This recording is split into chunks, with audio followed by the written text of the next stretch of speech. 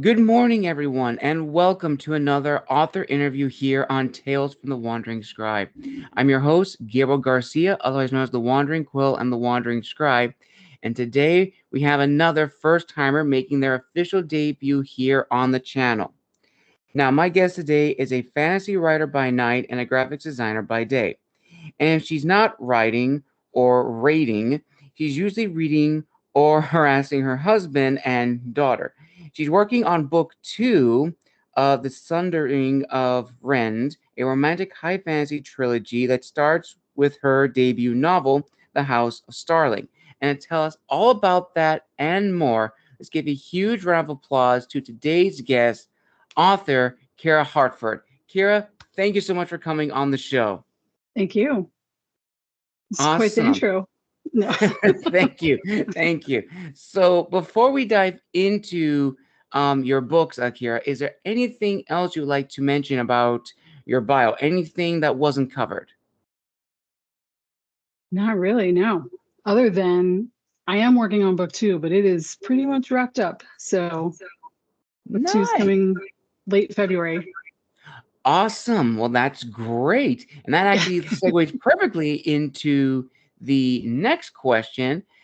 For people who are just learning about your works on the show, Ciara, what can you tell us? A little teaser about your trilogy, as well as a little window into book 2 of your series. Oh man, that's hard without giving away a lot in book 1. I like to crush people with my cliffhangers, that's for sure. It ended up being a much more complicated story than what I originally set out to write. So, and by complicated, I mean like family dynamics. So, so you have 2 main characters, but one of them has these 2 older brothers, and those 2 older brothers are causing some problems. But I mean, the biggest thing that people can look forward to is a lot of sword fighting action, bloody sword fight action. Sorry, I don't want to demonetize anything. Oh no, you're absolutely fine. I've really had people on the show talk about their books. It's like it's been Okay, way good. her graphics. So go right ahead. And I call them romantic fantasy because as you get into the 3rd book, the love story definitely becomes a stronger element. But these first 2 books is really world building and these 2 characters figuring out who they actually are before they eventually come together and start learning who each other are. But so it's elves, not fae. Sorry, people. No humans. It's just elves. My own elves. So, and they like to kill each other, which is great. There's a lot of magic, not really elemental magic. Each race of elf has their own type of magic, and then those types of magic kind of balance each other. So you have like magic from an elf soul for one race, and then another that pulls it from like the wildlife around them, and then the 3rd one that you learn about more at the end of book 2 and into book 3 has to do with taking souls. So, but they kind of all balance and they're kind of needed for that balance, which is a big theme through the whole thing. So nice, very very nice. And I actually love that. You know how I love how you said like there's no fate. It's just elves, and you know there's probably going to be a discussion in and of that itself later towards the interview. We go into the business side and crafting this series. Before we get into that, Ciara, let's actually go back in time to learn a bit more about you and how this journey of yours started. So, Ciara, were you always a creative person growing up, or did that come about later in life? definitely a creative person, but more the art side. So I've always been an artist, illustrator, painter. Decided to go into graphic design in college. And I'm old. I'm in my 40s, so I've already had an illustrious graphic design career of 20 years.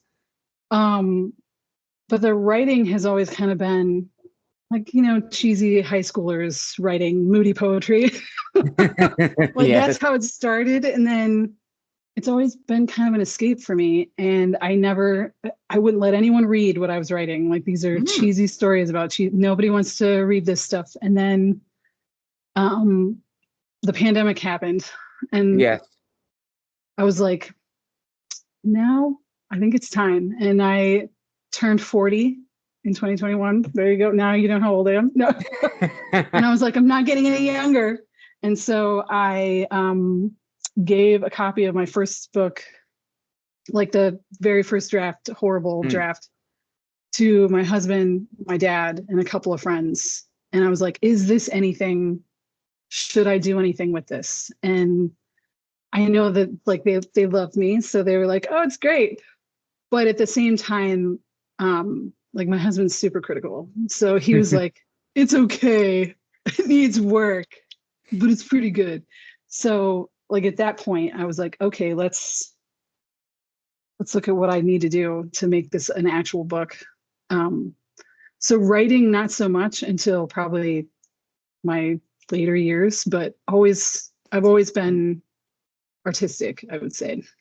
all right. And then following from that, what would you consider your aha moment when you made the decision to actually write this series and actually write your first book and then, adapt it into a series? Because that is, two different mindsets. It's one thing Yeah. to start off writing a book, it's another thing entirely to make a new series.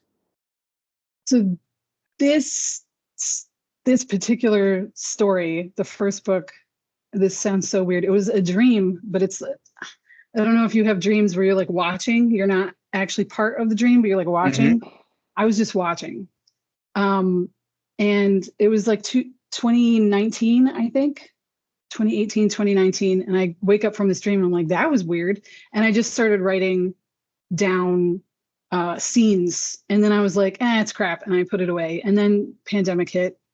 And I read this series by another indie author.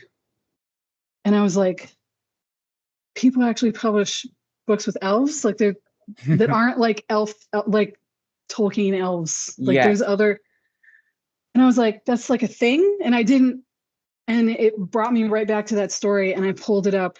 It was like, it was late December, like Mm. after between Christmas and New Year in 2020. And I just sat down and finished it in under 2 months. And I was like, okay, so this needed to come out.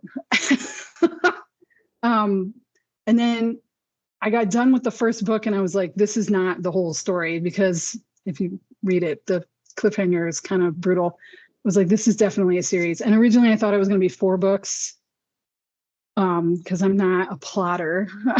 So as I started writing and getting to know these characters, I realized now 4 books, I don't think I've got 4 books in this story. And so I tightened up a little bit of the story in book 2 to make it so that I can get this done in 3 books. I know that sounds weird, but that's how Oh no, I ended up pulling that together. I completely understand, Kira. And for viewers, do you have copies of your book so people can get like an idea of sort of the imagery and the world building we can expect? Oh yeah, my first book, my lovely cover, Nice, my main I love character it. Ray, and then I only have a proof copy, but here's book 2 with the other Ooh. main character, Gastel. Well, as you can see, these aren't regular. Like he's gray and she's pink, so Hmm. they're not regular elves people. Sorry. No, but that then actually leads now into the next set of questions. So, as a little icebreaker question for this portion of the interview. So, when you made a decision to set about writing the first book in this series of yours, what were the goals you had, not just for yourself as the author, but your promises to your future readers? So I read a lot of fantasy, a lot of current fantasy. I grew up on Lord of the Rings, David Eddings, the Forgotten Realms books. Mm, So that's what I grew up on, and just like reading the current state of fantasy, love it. But I feel like the characters, because YA is very popular, the characters are very Yes. young, and so you're getting a younger person's take on life. And I am an adult, and I'm in my 40s, and I want characters that are more established in their life, and they're dealing with themes that are more mature, or in a way relate to global stuff rather than Mm, just um like the individual stuff right. that's going on in the world right now. So I mean, my biggest goal was writing something that I would want to read. Mm, That was really, and I was like, more elves, because why not? Not necessarily immortal beings, but how can these people that are different races come together and interact in this world? The other thing is, not to be weird, but I'm white, obviously, but race and racism is something that I've always been very sensitive about, and I didn't think I could approach that using our world and our races in a way mm, that wouldn't be critically torn apart from that standpoint, if that makes sense. Because like there's mm. no bad race like that, if that makes sense. But there are things going on in this book that have to do with racism, and I didn't want there to be any kind of fingers pointed at me like, oh, you made this race seem worse than this. I didn't want, Mm, I strip all that away and make my own races so that there's nothing that could be, you know what I mean, construed right. as negative toward any type of anybody anywhere. Because that's not what it's about. It's about coming back together and balance. Absolutely, absolutely. And kind of as a little tangent question, but one I've always found very interesting, especially, authors who are also parents. I actually had one guest on the show, I want to say a few months ago, Damien Shillingford, author of I Am King series. And when I was interviewing him, he talked about how he wanted his books to be something that his kids would pick up and read and be almost like a legacy from their father. Is that almost Mhm. kind of the same mindset, even if not the main mindset or a goal, but something that you considered down the road with this series, that this was a series potentially you would want to share with your own family? Yes, in fact, my daughter is 15. I only have one. She's 15, and she's an avid reader. And she actually, as graphic as some of the fight scenes are, she reads everything for me, Mm, um, to give me feedback on whether or not the language is digestible, because I didn't want it to be overly flowery, if that makes sense. Like I wanted right. something that was easier to read, like YA, but in more of an adult theme, adult mindset. So Absolutely. definitely. Plus, I want my daughter to know that she can do whatever she wants, including publish her own books if she wants someday. So, Awesome. That's an incredible motivation. And it's actually reminded me of another guest who kind of almost gave me the same thing where her daughter, well, little story. This comes from M. Fire, another author who I've interviewed a year ago. And she told me the reason she got into writing was because her daughter kind of called her out and saying that, Mom, you've always said about, doing what you love and doing what you're passionate about. I'll do what I'm passionate about if you actually start writing your books. I So love from that. that Uh-huh. interaction, she began writing this amazing book. And if I'm not mistaken, she's actually trying to make this into a series. So I absolutely love the interaction, with like family and friends getting involved in like the process of the book's creation. And going forward from that, going to now the beta reads and the arc read stages, and then going to the reviews, I'm very interested to hear that process of that for you, Kira. So let's Cool. start at the beginning. Did you do any beta reads and arc reads for your first book, and what was the reaction like? Definitely. Because like I said, I wrote it and then I didn't really know what I was supposed to do with this book. I was like, I have no idea. How do you get a book published? So I like jumped into the community on Instagram and basically inserted myself in everybody's business because I was like, I don't know what I'm doing. And I asked a million questions. I ended up with a critique partner for my first book instead of a developmental editor, just because I didn't know what all I was going to do, and I didn't have the money to spend on developmental editing at the time. Right. And she actually said, hey, the next step is beta reading. So I did have, I want to say 8 beta readers for my first book, which was a good number because I'll tell you how many I had on my second book in a minute. So definitely did beta reading, which was probably one of my favorite phases, just to get raw feedback from people before it's done. I did wait until I was pretty solid. Like I didn't think there was a lot that was going to need to be done after the beta read phase. Right. And I did have some tweaking. Obviously, there's always going to be something that comes out of that. Not plot hole related, but just like, hey, we would like more of this, or we would like more of this interaction, or I don't think you need this at all.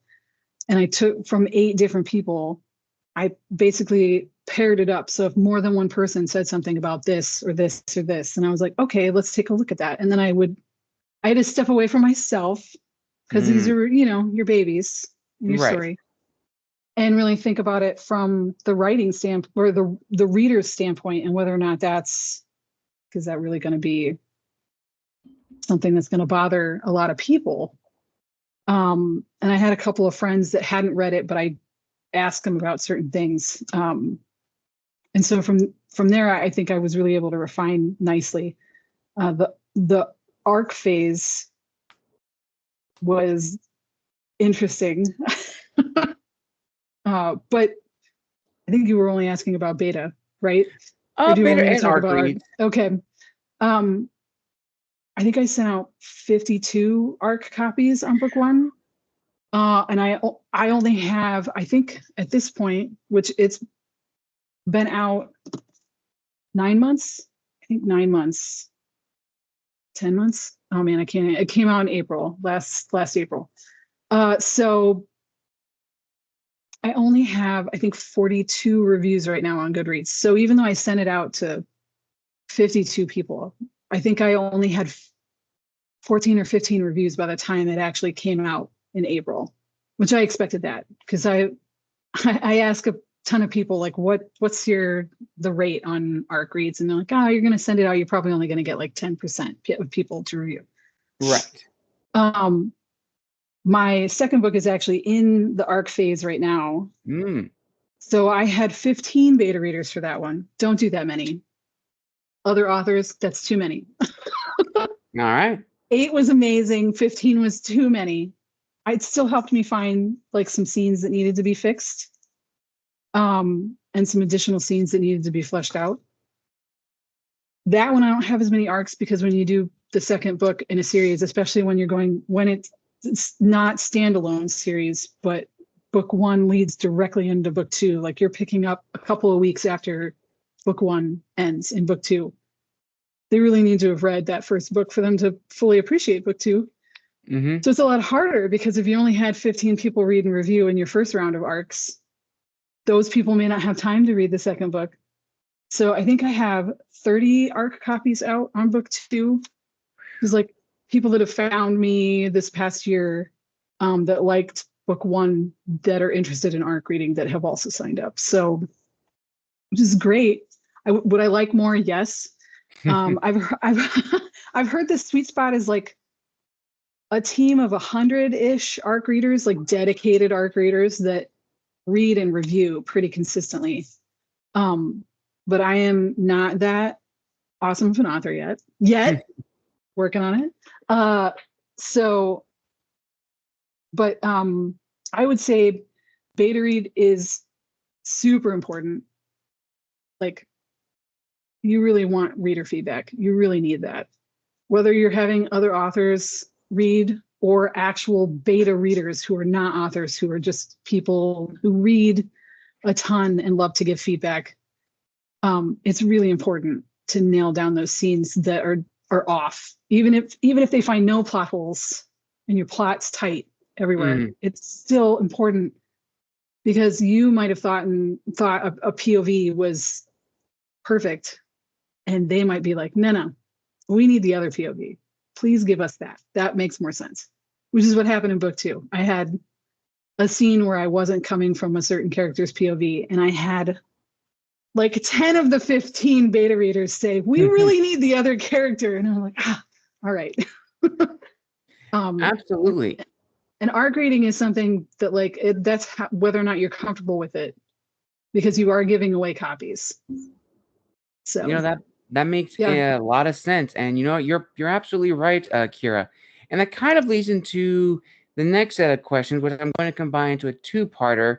So generally speaking, from the reviews in the beta and ARC stages and the final reviews from your first book, and in the beta and ARC stages of your second book, were the reviews positive, very critical, or somewhere down the middle? And from those reviews and feedback, did it in a way validate your goals that you set out with for this series? I would say that my goal was definitely validated. A lot of people picked up on the themes of race and balance and just like restoring a world back to what it once was or what it could be. Right. As far as positivity is concerned, I hate to keep saying it, but like I made a decision with the ending of my first book. And there was a lot of nuance involved in that decision that a lot of people did not pick up on. And so I have gotten negative reviews based on the ending, because they did not see that there's opportunity there that may not have. I'm not nice.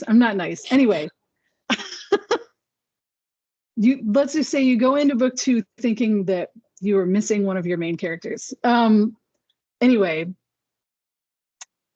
it's definitely something that you have to harden your heart against, though, because at the same time, I had a lot of reviewers who have come back now and have started reviewing book 2, and they've seen the growth in the characters, and they're saying that in the review, where they're saying, hey, the characters were already pretty good, but now going into book 2, like, we really can see these characters and see this world that you're creating. And that right there for me has been like, all right, if I only ever get 4 reviews on book 2, I'm happy, because the reviews I have are amazing. But yeah, I got my first 1-star rating, not a review. I was very bummed. I was like, I want to know why it's 1 star. Like what? But yeah, I've got a couple of 2- and 3-star reviews where like it was pretty brutal, and I was like, oh, I had to step back for a little bit. And I shouldn't be reading my reviews, but I'm trying to make sure my marketing is correct. So, which it is. Oh yeah, marketing is probably one of the biggest things for us authors, and it's actually something that we will touch on in the business portion of the interview. But before we get to that, it's sort of like no problem. I'm actually glad you did bring it up, and actually this kind of does tie into the marketing aspect as a little opening. So as authors, our works are important to us. They are sometimes a reflection of our identity in some facets of our life. And it's a very vulnerable moment to create something that's so deeply tied to us. But as authors, it is necessary to showcase our work. And especially now with social media, it's a double-edged sword. Yes, it's very helpful to go on different platforms, to showcase our work, to get new readers, build our brand, build our marketing, and so forth.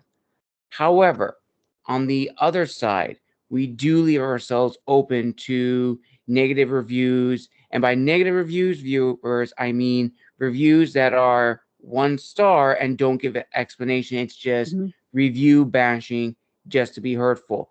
which also leads into trolls, a lot of Yeah. spam, and sometimes a whole bunch of other things which can come from that. And that's a really intense moment for us authors because our anxiety builds up and Hmm. imposter syndrome comes to the forefront, which makes us consider if we should be doing this. Because to write a book is a commitment, it is work, it is a 9 to 5, because you are setting aside hours of the day. No matter how long you write, you're setting aside time to create True. something. And ultimately, it's a hit and a miss sometimes, which it's a tough pill to swallow, but it is true. So, Ciara, I turn over to you to hear your thoughts on this. And have you ever had moments of imposter syndrome or anxiety for publishing your books, especially for the first one and now going into the second one? And if so, or if not, what has disciplined you to not just write your first novel, your debut novel, but then expand on that and make a series from it? So I struggle bad with imposter syndrome. And part of it is because I have a background in graphic design. I've never seen myself as a writer. I'm still kind of like, oh, I wrote this book. So I feel like it's a constant thing. Like I'm constantly comparing myself, which you shouldn't do. And I'm constantly looking at other authors and how well they're doing. Which same as comparing, like you really just shouldn't do it. Um, I feel like it was one of the reasons why it took me 3 years, 4 years to get the first book done was imposter syndrome. Because I was like, I don't think it's not going to be good enough. It's not going to be polished enough. The plot isn't going to be intriguing enough to other people. I haven't made these characters three-dimensional enough for people to actually relate to. Mm, Um, and then I finally got to the point where I, I said to myself, if this were anything else, a painting, uh, an illustration for somebody, a pamphlet that I'm putting together for a client, at a certain point, I have to say it's done. And I have to give it to the client and they have to say if it's good or not. mm, And I had to approach it the same way and say, okay, the only difference is it's done now. mm, I can't make changes. I just get to look at the critique when it's out there. right. um, book two, initially, I would say the imposter syndrome was way worse because I had gotten some really good response from book one. And then I was like, Mm, can I do this again? I don't know if I can do this again. This might have been a complete fluke. I have no idea if it's going to be any good. And there's kind of, especially with trilogies, there's kind of this negative connotation with the second book. Like, is it even gonna, because I mean, obviously you have a plot and you're going from point A to point B in each book, but then you also have this overarching plot, obviously, for the entire trilogy. But the middle of every book is always the hardest, the murky middle, if you will. But so you get that times two with the middle book because it's not just the middle of the book, it's the middle of the main story, the main plot.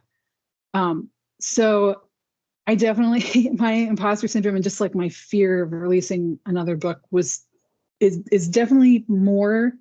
It's a little less right now, just because I have a couple of reviews and they're really good. right. But it was definitely harder until I started getting concrete feedback, like from my editor, from my proofreader, from beta readers.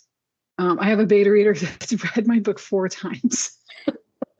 And she's like, every time I read it, she finds more and she loves it more. And so that's definitely helped my confidence, but there's still just like imposter syndrome is constant. I don't know how else to describe it other than like 1 minute you read something, you're like, that sounds awesome. And then you could walk away in 5 minutes, come back and read it and be like, why did I think that was awesome? This is absolute garbage. Like, why am I even doing this?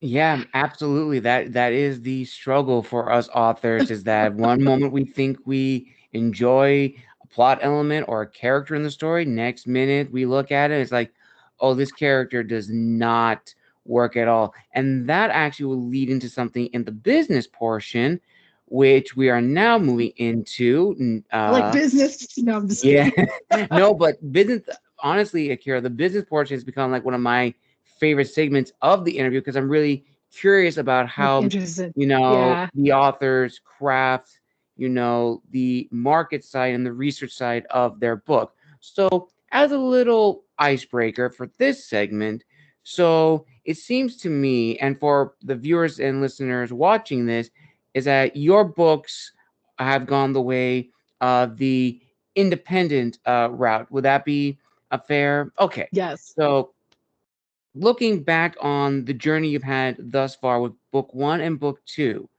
would you have, let's say, gone a different route, let's say, publishing through a small independent press, or maybe go the hybrid route?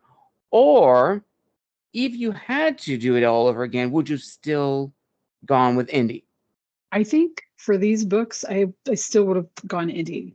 Um, like I've said, I'm a graphic designer. I'm an artist, so I did my covers, I did my interiors, I do all my own stuff, all of the artwork on my website, all the artwork on my Instagram. It's all me. So it was an opportunity for me to not just showcase the story, but also the art and the world as I see it and as I can portray it. So I also like control.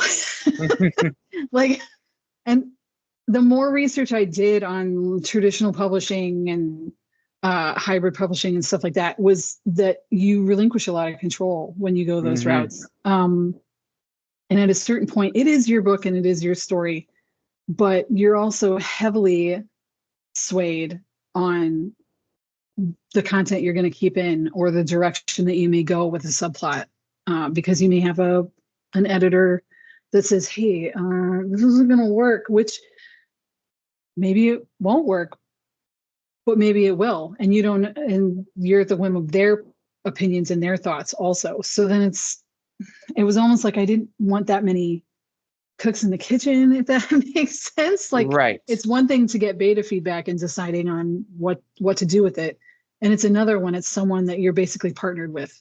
Hmm. um and I didn't think that these stories, or this story, I guess is a better way to put it, would be as marketable from like a mainstream traditional publishing route, just because Okay. I read a lot. Like, what came out yesterday, Fourth Wing, like this is nothing like Fourth Wing. So then it's like, And Onyx if Storm. that's pop, yeah, you're right, it's not Fourth Wing. Onyx Storm, yeah, the third in the Fourth Wing. I'm not even saying it correctly. What is the Empyrean series? I can't remember. I'm horrible.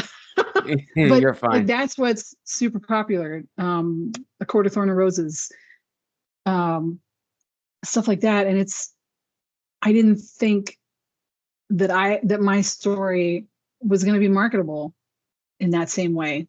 Um, and I still don't think a publisher would pick these books up, even if they had done really good, just because of the content in them. So I don't think I would change it. I would definitely still go indie. Uh, Now I do have another book that I'm going to try to get published later this year, hopefully this summer. And it's more of a romantasy. So then it's definitely something that I probably could have queried and tried to get an agent and done the whole thing on, but I'm impatient and now I know how to do it. So I'm like, I'm just going to do it myself because I've done it already. So the hard part of learning how to do all these bits and pieces is done. Now it's just making it happen. So You're absolutely right. And, I've talked to a lot of authors on this question about, would they have done it over again and would they gone a different route? And some people have given the same answer where, they would have still gone indie with certain books, but they may go hybrid or indie traditional with other books. And that's completely fine. And I definitely feel, as, the struggle of trying to get into the big publishing houses like Penguin Random House, Simon Schuster, Thor, Macmillan, and Forge, and all of those books. It's really hard because a lot of authors, even some traditional authors I've had on the show, say that there is sort of like this gatekeeper, yeah, mentality in the publishing industry, especially for the big traditional companies. And for those who are unfamiliar with the term gatekeeper, from what I've been reading on that term, and it's universal in whatever industry you're going into, gatekeepers are those that, pride themselves on the traditions of the industry, of like what can be accepted into the industry and what can not be accepted into the industry. And the same thing is when it comes to publishing, because for these companies, it is a business for them. Your book has to be seen as marketable, that there has to be some Yep. form of capital to it. And if the book's not going to make money, they're not going to take it. And there's been a lot of authors who have gone traditional publishing, and their books have been sitting on the shelves for years and years, and they don't make any money whatsoever, and they're pulled. You can't even find them on the site or any Yeah. bookstore. And it's very unfortunate, but it is, important learning discussion for all authors. And also in the realm of learning, I definitely think it's important to talk about the audience and the readership. So let's actually look at the audience first. Now, for me and Kira, for us authors, we are the target audience first and foremost because we know the story better than anyone else. But as mentioned before, when we make the decision to publish our stories, we really have to consider, okay, what genre does this book fall under? And from that genre, what is the target audience? And that is, again, sometimes a hit or a miss. You're Yeah. not going to get everybody in the audience, but if you can get a good portion, then that's fine. But that is among the many hustles of being an author. Yeah. So, Kira, looking back on your journey so far up to this point, do you have a good understanding of your target audience?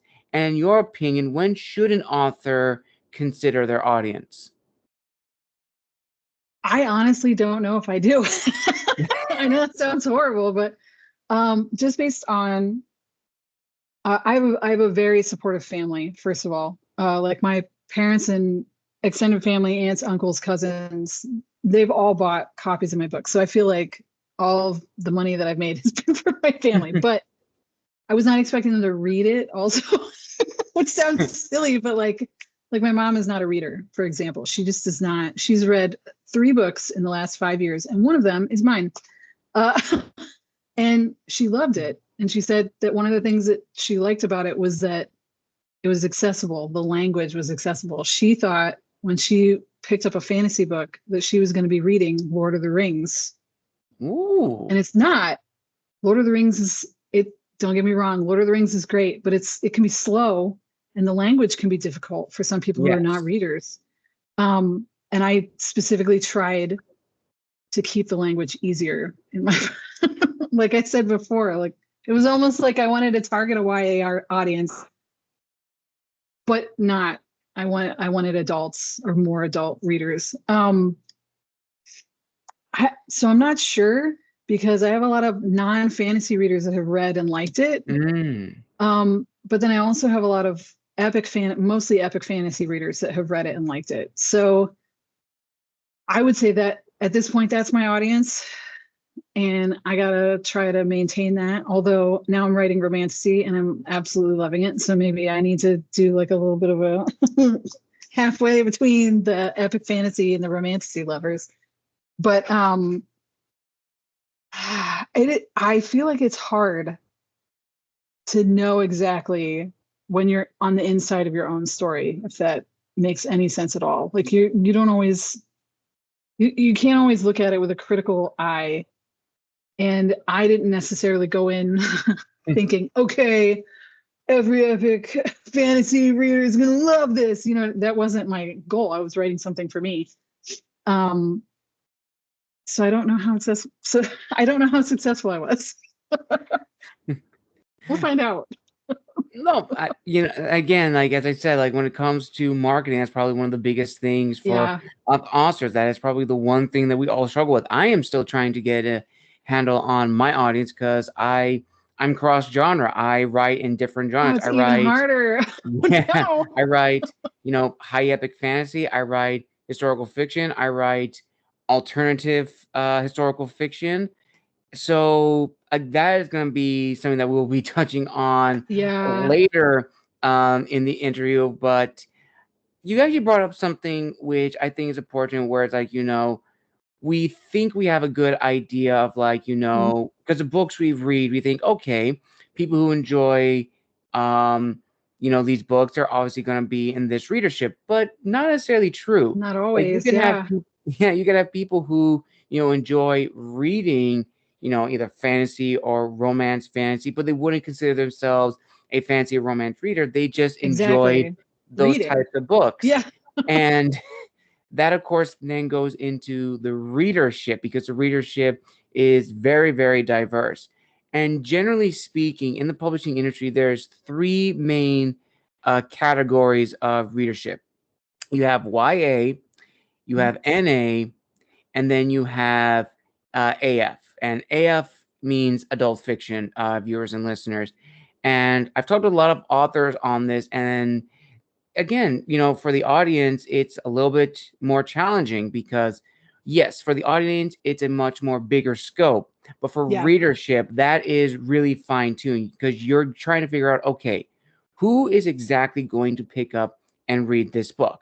In the case of, YA, there's a lot of discussion in the YA genre because, there are some books, I'm not going to name them, there are some books that are marketed as YA, YA but that are upon not reading them, YA. yep, they're not YA. There's a lot of spice to it, and it's like, Yeah. this would be either new adult or Or adult. adult. Yeah.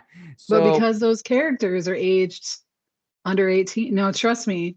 Like I said earlier, I have a 15-year-old, an avid reader 15-year-old. Like she was going through mhm. 15 books a month in the summer while she was off school and finding this child books because she doesn't, she's 15. So part of me is like, all right, it's time for you to experience life. Like read what you want to read, but she doesn't want spicy books. She wants characters and she wants to feel something and she wants to be, I know this sounds terrible, she wants to be traumatized and she wants to sit after she's done reading a book staring at a wall with no idea what she's going to do because she felt so many emotions reading a book.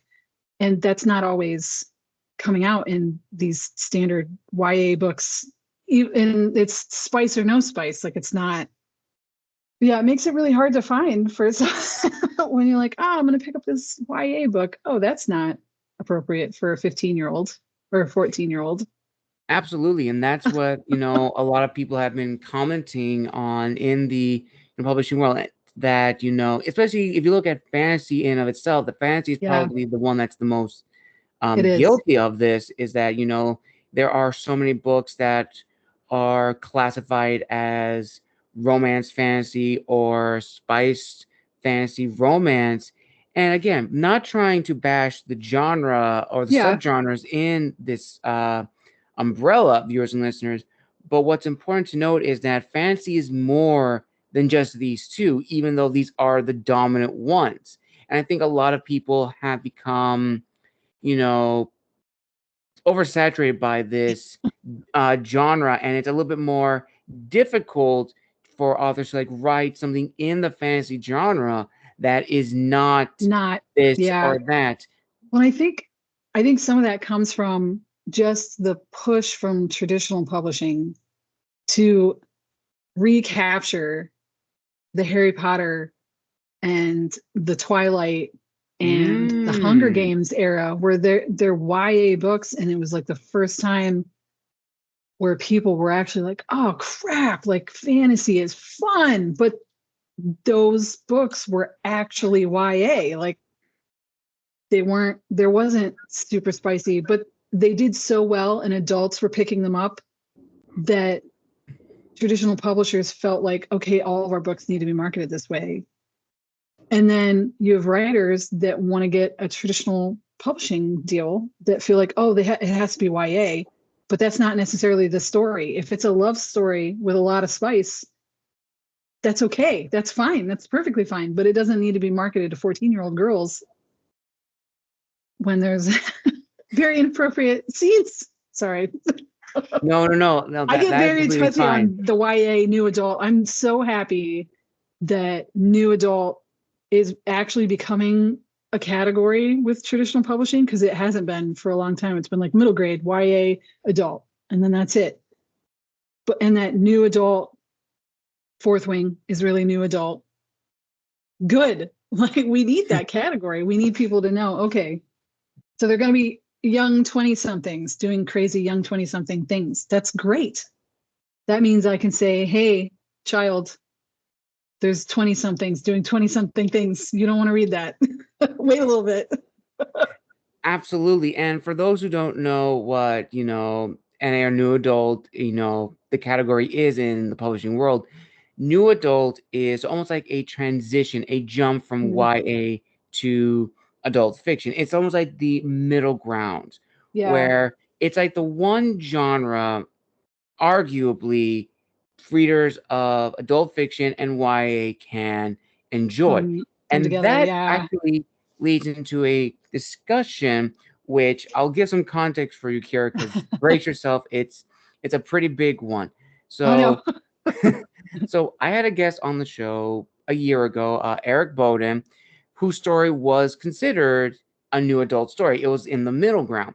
And the question that led to this was, who are the authors or books that helped inspire you to write this story? And of course, he gave me all the answers to that. But then he went a step further.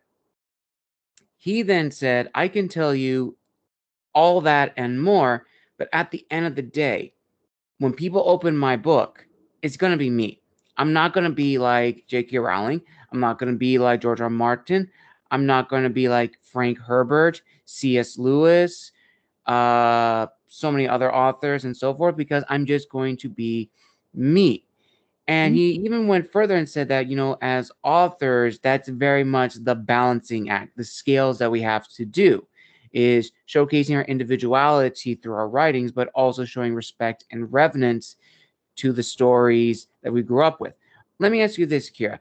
When you've ever gone to like a Barnes and Noble or just a local bookstore with your family, have you ever seen a book that has had the tagline so and so meets so and so? I mean, I see them, but I try to ignore them. Okay, well, the I'm reason why I bring terrible that because up, it's never, to me, it's never what they say it's going to be. And yes, part of that's because I have an opinion of what J.K. Rowling's story is, or Frank Herbert, or you know what I mean? Like I have my idea of what that should be, and it never matches up in these books where they're like, this meets this. No, maybe you were inspired. And like I'm even doing it with my romantasy where I'm saying it's kind of Beauty and the Beast esque, but like I still can't be like it's a retelling because it's not. It's just picking up some of the themes. So it's I don't know. no, but that's actually really good. I'm actually glad you brought that up and actually gave a different answer to his question, because the reason I made that comparison is that there are a lot of books that have that, and you're right that sometimes they don't live up to the comparisons of the two books. It's a 50-50. But regardless, the reason I bring that up is that for the readers, when we see that, even if we've never read Mhm. either books, we have an indication of what the story Is may going or to may be. not be like. Yeah. And that may be good from a reader's point of view. From an author's point of view, not so much, because it boxes us in either one category of writing, one style of prose, how we Yeah. approach characters, how we do world building, and how we construct the narrative. And we shouldn't be restrictive. We should be able to, showcase our individuality in our writing. Like as I said, like for myself, I am a cross genre writer. I write in different genres. Yes. Do I like to write historical fiction fantasy? Absolutely. Would I stay in those two? Not necessarily. I would like to experiment and see what I can do. So ultimately, Kira, here is the question. When you were writing this series and even going forward to like your first book, how did you balance your individuality as an author, understanding the world building aspects of your story, but also showing respect and reverence to the stories that you grew up with, the authors you've admired, and the works that have, in some area, in some aspect of your own writing, influenced? I think the biggest thing was I really tried to stay true to me, to my writing. The way that I probably would have shown Revenants is that like I say like a lot. Oh my god. No. Like I'm silly and I don't necessarily talk in full sentences and sometimes that comes through. But I tried to write at a prose level, like not I didn't want it to come across as chatty or immature or silly. I wanted it to be serious. And so I had to really look at it from that standpoint and pull all the silly out, put it over here and put it on one character because he's my silly one. But I don't know. It sounds stupid, but I just did it. I just wrote it and I wanted it to, I guess the other thing that I did is I went back through because for me, when I wrote the first book, especially, it was way too formal, if that makes sense. So Right. everything they were no contractions anywhere. And it was like the last step in my first book I went through, and every word that could be turned into a contraction, I did, which sounds ridiculous. And then there were a few that it didn't make as much sense or it ruined the flow of the sentence. And so those I didn't turn into contractions, but I tried to tighten that up as much as I could so that it would be me and not some flowery purple prose. I don't know how else to, because like some of it does get that way. Some of my descriptions are flowery. Like the first paragraph, my daughter was being silly last night. This happened last night, because I was heavily inspired by Romeo and Juliet for this first book, which is a tragedy, by the way, not a romance. Sorry. You're good. That was for all you people watching. It was a tragedy. Anyway, we were being silly, and she was like, "Let's translate the first paragraph of your book into Shakespearean language." And she was like breaking all this stuff down, and she's going through, and she's like, "It's really kind of flowery already." I didn't even realize that, and I was like, "Yeah, but like I tried not to be that flowery. Like I really tried to tone it back." But there is definitely, I mean, we all look at what we've read for inspiration on how we see things internally, I guess, or how we're reading internally. Right. So there was an awful lot of that going on, but I had to be true to myself. So yeah, contractions. Use contractions, people. It's fine. I don't know how many, I've read a lot of stuff where people don't use contractions. And I'm like, you wouldn't talk that way though, would you? Maybe you would. I don't know. Anyway, sorry, that was rambly.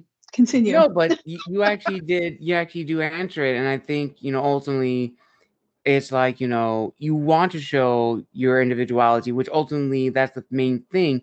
But we can't help but be influenced by Oh yeah. our own or the writings of others in some aspect, and they may pop in every now and then. I actually had one of my writing friends who said that he recently watched Die Hard a few days ago, and if I'm not mistaken, he actually wanted to copy Bruce Willis's catchphrase, but realized if he publishes it, Yeah. that's going to be in the literature. So he had to change it, which I think he said. I don't remember the first part, but he changed it to instead of Yippee Ki he said Wichikaya. We thought it was silly, but ultimately it worked. And at the end of the day, for us authors, we like to follow the three E's, or what I like to call the three E's: educate, entertain, and enlighten. Because yes, we all want to entertain our readers. That's the primary objective. To educate and enlighten, that just takes a lot of skill, hard work, and fine tuning.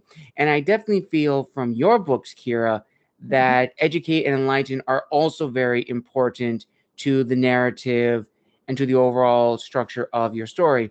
as well as entertaining, because you want the books to be entertaining, Oh but you yeah. also want them to enlighten the readers and have them take away the themes, the morals of the story, Mhm. which that is, again, it's not an easy thing to do. It just takes a lot of time, trial and error, and just refinement and fine tuning.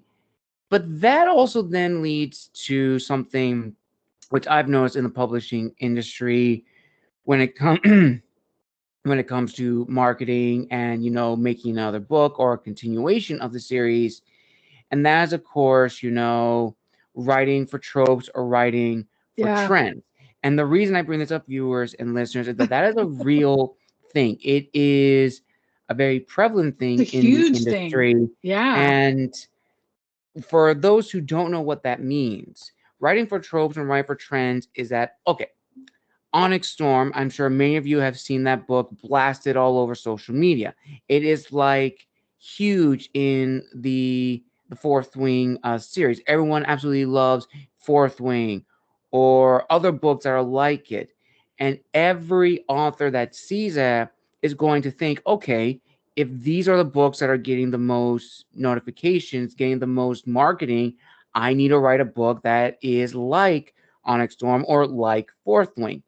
And that's not really a good thing to do, in the sense that you're not showcasing your best work. You're just writing to join the hype or the gravy train. And if you try to do that, you have to think of what's going to be popular 5 years down the road, not what's right now, because your readers are going to notice it. So, Kira, for you, seeing that even before writing the first book in your series, did that have any influence of how you went about marketing your story? Because I know you mentioned before that your book does contain elves, but the elves are not like Tolkien. They're not Yeah. like, World of Warcraft in the video game world. They're not like They're any not other Dungeons book and that Dragons depicts out. elves. Yeah. Yeah. Um, I mean, I tried because that seems to, from a marketing standpoint, especially in fantasy, uh, it's a great way to showcase to readers some of the content that's in there.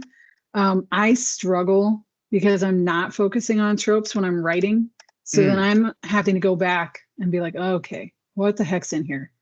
And like, I'm not thinking about it the same way a reader would be thinking about it. So there's a scene where the two main characters are basically huddled together while they're trying to escape. And it's tight quarters, but like for me, I never assumed that that was forced proximity, which is a popular trope, or the one bed trope. Like that never, I hadn't even thought of that until someone mentioned it in a review. And then I was like, oh, do I have to? Like it's not, because it was never intended that way either. You know what I mhm. mean? So I would say I definitely didn't write to tropes. I've had to always go back and pull them out for marketing, Mm, um, because it does seem like the expectation is to have the little trope map. I don't know if you've seen that, where it's like the book cover and then that's like the little tropes that yes, go I've around, seen like the that. arrows. I have them. I have them for my books because that is, I've had people ask me specifically for those. Oh, what are your tropes? Do you have a trope map? And so it's like, I feel like I have to do it, but I'm not, I feel like I'm struggling to find them because I don't write to tropes. I maybe a little more with my romantasy, but again, it was like, it wasn't intentional. I just Right. wrote a freaking story. I don't know how else to, maybe, which I would say that is one of the reasons why tropes are tropes, because they're there in everything. Like not just, they joke around that my husband and I's love story is enemies to lovers because I, it's just hilarious. But like the first couple times I met him, I thought he was an idiot and I thought he was a jerk. And like, I didn't want to have anything to do with him. And then I fell in love with him, which is ridiculous. But we've been married almost 18 years. So I can't, like, it worked. So that exists in my life. So I can't even deny that enemies to lovers, or how are people saying it now? They're not saying enemies to lovers. Hold on. Um, oh, rivals to lovers, I think is how a lot of people, Yeah, that's the new term, rivals to lovers, not because enemies to everyone's like, lovers.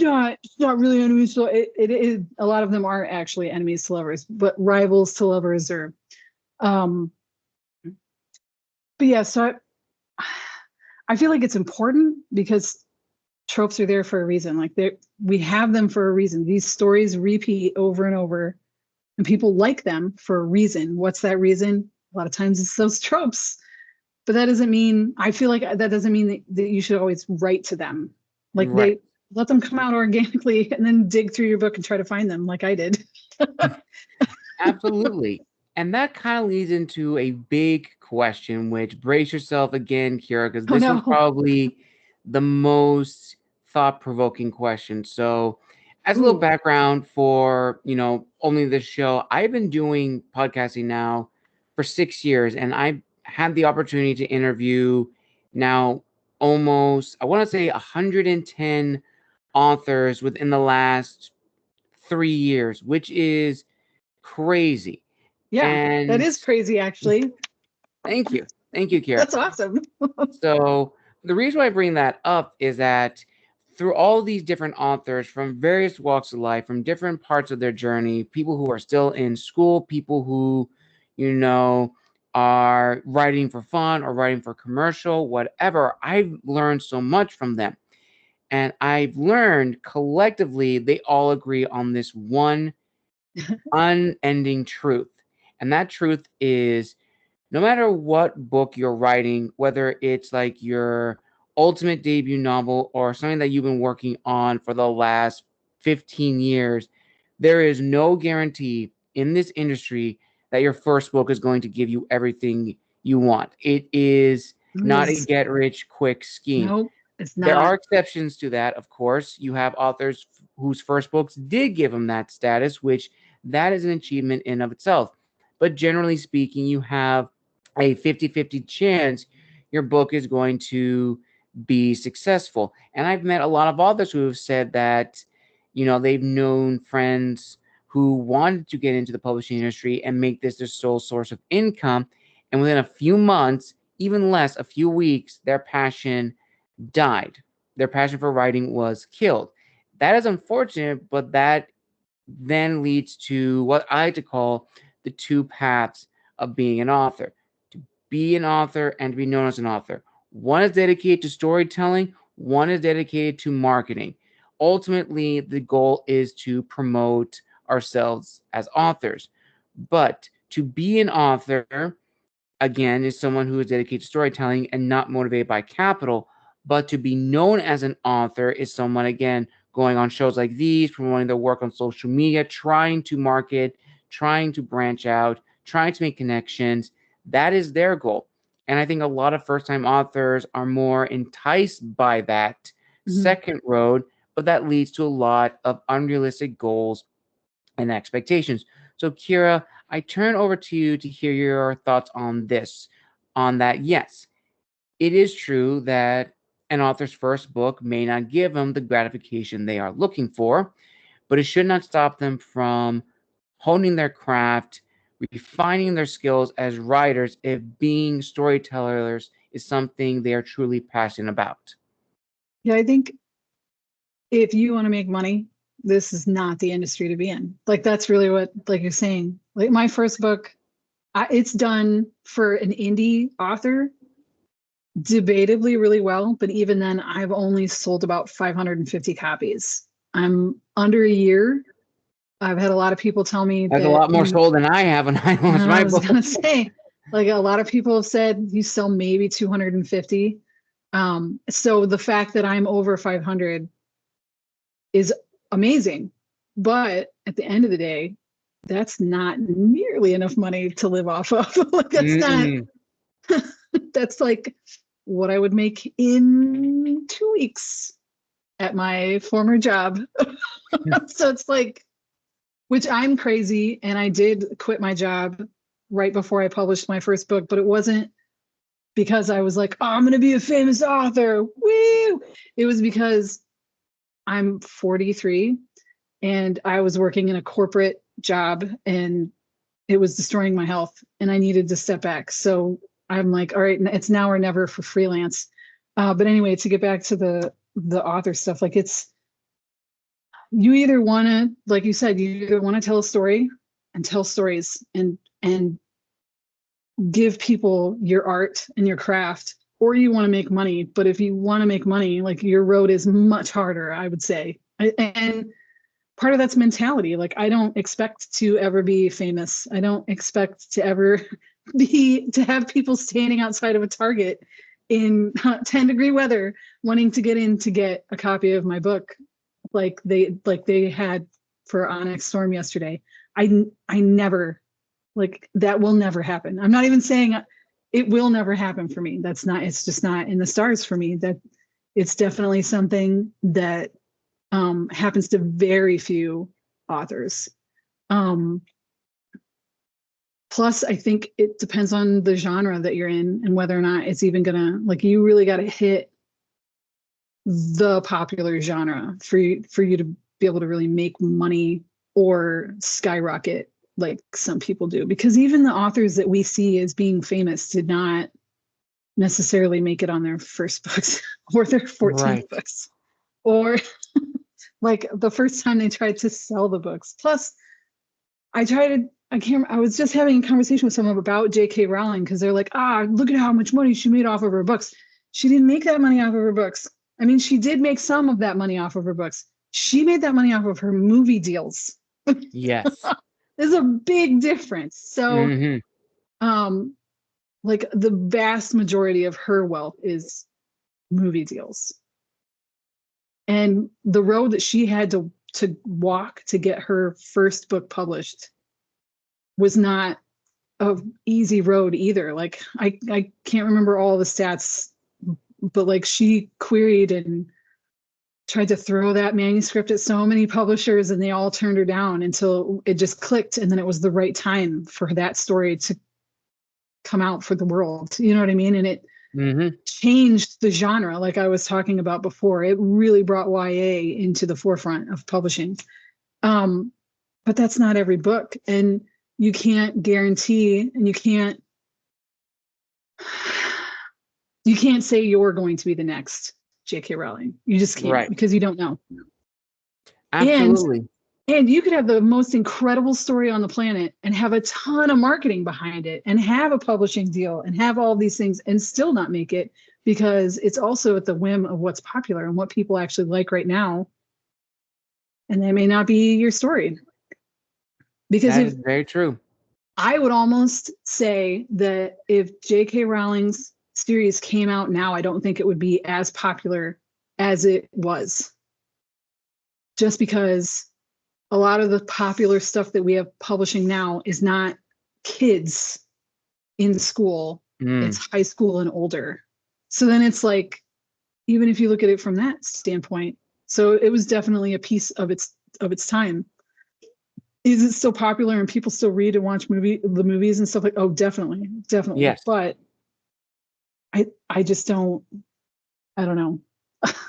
No, but but yeah, I definitely agree. It's a labor of love to be an author. It is. It is a labor of love to be an author.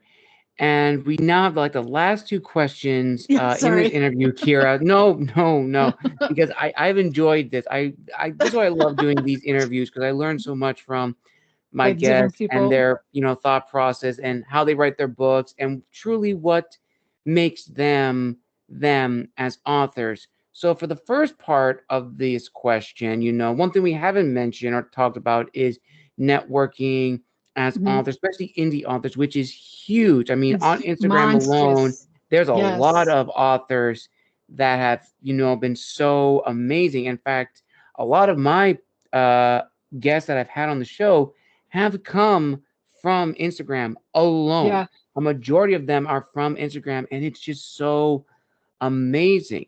So, Ciara, are there any authors or people that you've met on Instagram or connected with that you'd want to give a personal shout out to who have helped you understand the industry a little bit better? There's so many. I mean, I have two close friends, Zaid Hassan and Essie Raleigh, They're both indie authors. Zaid just published his debut book in November. I actually helped him a lot, so I'm very partial because like I did his cover and his formatting and stuff. But his story is incredible. Like and I wish more people would read it because he definitely has the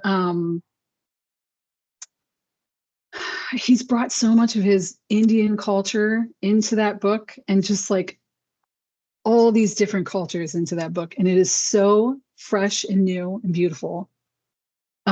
It's like fantasy sci-fi, so it's got like a weird, he's like a multi-genre situation, so for him it's a little harder to market too, but I read so much fantasy and it was like I was roped in immediately. And Essie's books are more contemporary fiction, and they will destroy you. They will emotionally tear you to pieces and then put you back together. I found her because Zaid actually reached out to me and asked me if I could beta read for her because she was having a hard time finding beta readers. And I beta read for her, and I read this book so fast, first of all. And then I don't want to give stuff away because it's incredible, but like she set it up in like journal entry style. And as you're going through this character's mentality and this character is like breaking down in the story, the chapter would just be like the date, nothing, the date, nothing. And it was just like, I'm getting goosebumps thinking about it because like as I was reading it, it was like, oh my God. And the two of them are alpha readers for me now. We alpha read for each other. And we're really good at saying, hey, this works. Or, hey, you need more here. And so just having them in like multiple perspectives outside of my exact genre has been amazing.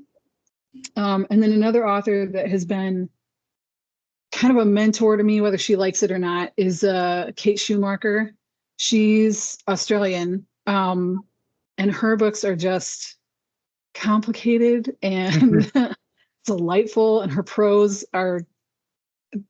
is amazing. Just like I can't even describe. And she writes epic fantasy, romance, and romantic fantasy, which there is a difference. I know not everyone knows or wants to know the difference between romantic fantasy and fantasy romance, but she writes both. Just amazing, so helpful. She's helped me with a lot of just like my weird questions, like, hey, I know you did an ARC campaign. How did you do it so that it's less likely to get pirated? Because that's a legitimate concern. And she's who turned me on to using BookFunnel, which costs money. So then it's a cost, but your ebooks are watermarked, or you can lock it down so that they can only read it in the BookFunnel app and they can't download that EPUB and put it out on whatever sites. She's helped me from like a business standpoint more than anything else. And I met her through all three of these people. I met through Instagram, like just random algorithm. Hey, look, I found this person. I was a beta reader for Kate before I beta read her first book for her. I think she had 3 beta readers and one of them was me. And I was like, yes. But like we've kept in touch this whole time, and it's just that community. I know there's a huge community on TikTok, and I've tried so many times to get into it, but the community that I found on Instagram has been incredible. And I could never ask for a better, more friendly, open community. Like if I want to know something, I reach out and I'm like, hey, how'd you get your book into that? You know, what's the process? And I've never had anyone either not answer me, like just ghost me completely, or be like, oh, well, you're not popular enough to, you know what I mean? I've never come across that. So when I hear people complaining about Instagram being very closed or just not a nice place to be, I'm always like, what part of Instagram are you on? Because like my part's great. Like come over to my neighborhood because we got it down over here. But yeah, I don't know. There's so many other authors I could list off for you, but those are the 3 that like definitely come to mind immediately for me. Amazing. Absolutely amazing. And as a final question to cap this amazing interview, Ciara, with everything you've learned from your journey, as well as from the author you've mentioned, and outside influences, what is your word of wisdom to fellow authors and writers watching and or Oh no. listening to this interview right now? One word? Oh man. Can it be two? Are you sure it can't be two? Because I would say just be humble. Be That humble. works. That is absolutely fine. Definitely be humble, which is, you know what? It's very, very true. And I definitely think it is and very important to talk about that humility in the Mhm. publishing industry. So that is absolutely beautiful, Kira. All right, humility. There you go. That was the word it should have been, but I went way too simple and I broke your rules with two words. Oh no, you're absolutely fine. You're absolutely fine. And with that, viewers and listeners, we conclude another author interview here on Tales from the Wandering Scribe. I want to give a huge thank you to Ciara Hartford for making her Thank official you. debut here on the channel. Ciara, where can people find you on social media, and where can people buy a copy of your first book as well as pre-order the second one? So I'm wide. So Amazon, obviously, for buying the House of Starling or the House of Ampere, you can pre-order the second book. But you can also get on Barnes and Noble, Kobo, pretty much anywhere. I did not do Kindle Unlimited. Sorry, kids. You can also buy signed copies off my website, which is ciarahartford.com. And on the socials, I'm breaking all the rules. I do not go by my name. I use a super old gamer name. So it's the Zephy, THE_ZEPHI on Instagram, and then Dark Zephy on TikTok, the Zephy on Threads. Trying to think. Oh, Facebook, I do use my name, but there's nobody on there. Come on. um, yeah. Awesome. I will link all those down below in the description of this video. And one thing I will say, viewers and listeners, as a little advertising myself, many of you who have followed me on social media have been seeing me post little images and reels of a company called Audiomazes. Well, as now I can tell you a little bit more about that, it is a new company, a new independent company specializing in choose your own adventure audiobook narratives, where you as the reader gets to decide what happens in the story. And if you're an author, narrator, editor, sound designer, or graphics designer, we are now accepting applications. And if you are an author, we are accepting writers to join the team for March all the way to December. I will link the website of where you can apply to join Audiomazes, and I think it is an amazing opportunity for any author, narrator, editor, anyone in the publishing world who wants to build their career. So, without further ado, thank you again, viewers and listeners, for joining us for another author interview here on Tales from the Wandering Tribe. A huge thank you to Ciara for making her official debut. We wish her the Thank you. very best. And as always, make sure to like, comment, and subscribe down below. And I will see you all in the next episode. Until then, have a wonderful afternoon, evening, morning, wherever you are in the world.